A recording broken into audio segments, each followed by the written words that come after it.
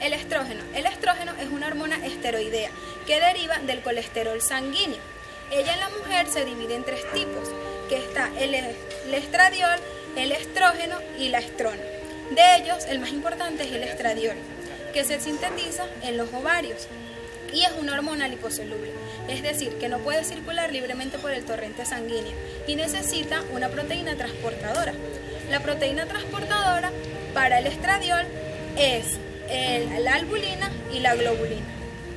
Su receptor se encuentra mayormente en el citoplasma de la célula efectora. Al combinarse el receptor con la hormona, ocurre una serie de cambios en la célula, de tal manera que una pequeña concentración de hormona puede efectuar gran efecto en ella. Durante la niñez se secretan pequeñas cantidades de estradiol, pero al llegar la pubertad la secreción de esta aumenta debido a que esta se encarga de las características sexuales femeninas, es decir, de los cambios que ocurren en esta etapa. Las trompas de falopio y el útero aumentan varias veces de tamaño. El epitelio de la vagina pasa a ser un epitelio cúbico a un epitelio estratificado.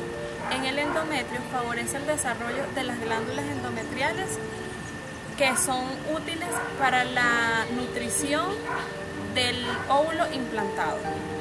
Además, favorece el incremento de las mamas y el aparato reproductor del útero. A nivel del tejido óseo, favorece el crecimiento de los huesos. El estradiol también estimula el depósito de grasa en los tejidos subcutáneos. Produce un ligero aumento de las proteínas totales en el organismo. Síntesis del estradiol. En el folículo ovárico se sintetizan sobre todo estrógenos, en mayor cantidad estradiol y en menor cantidad estrógeno, mediante un mecanismo denominado dos células, dos gonadotrofinas. La síntesis de los estrógenos se lleva a cabo en las células de la teca interna y en las células de la granulosa.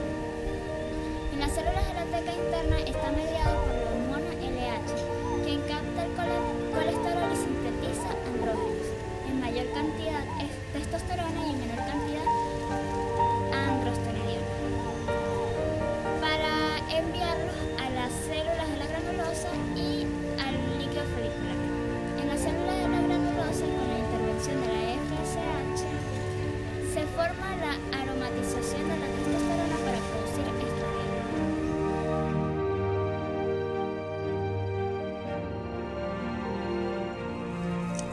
Al entrar a una célula diana, la hormona se une con un receptor intracelular, localizado habitualmente en el interior del núcleo, y ésta lo activa.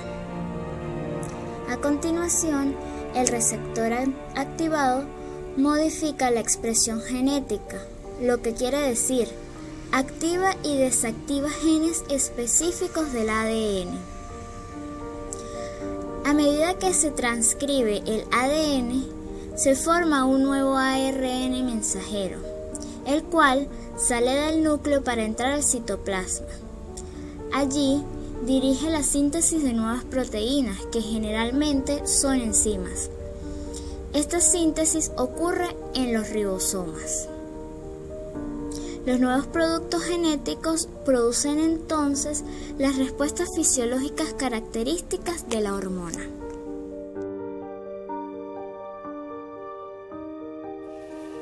Durante el embarazo, el estradiol cumple un rol muy importante, ya que es el encargado del aumento significativo del útero gestante.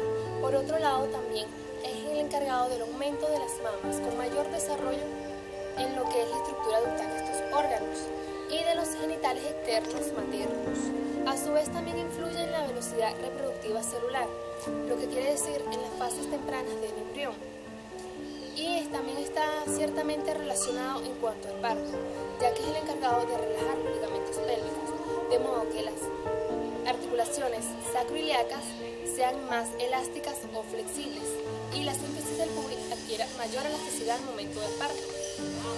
Durante la menopausia, el estradiol cumple un rol menos significativo o de manera negativa, ya que está en bajas cantidades o en su totalidad nula, lo que quiere decir que el ovario decrece que el número de folículos primordiales se aproxima a 0. Algunos efectos adversos o fisiológicos de la pérdida de estradiol son las sofocaciones, que se pueden categorizar por rudefacciones extremas en la piel, o lo que son la irritabilidad, la fatiga, la ansiedad y las sensaciones psicóticas de disnea. Por otro lado, también personas pueden sufrir trastornos psicóticos o disminución en la calcificación, o pueden sufrir osteoporosis, por así decirlo. Las personas mayores de 45 años que están próximas a sufrir la menopausia, se puede decir que tienen mayor riesgo o mayor posibilidad de sufrir estos efectos secundarios, ya que si han sufrido de artritis aguda o artritis juvenil, pueden padecer algunos de estos efectos secundarios o de algunas de estas caracterizaciones. En el cerebro hay una glándula denominada hipotálamo, que produce la hormona liberadora de gonadotrofina.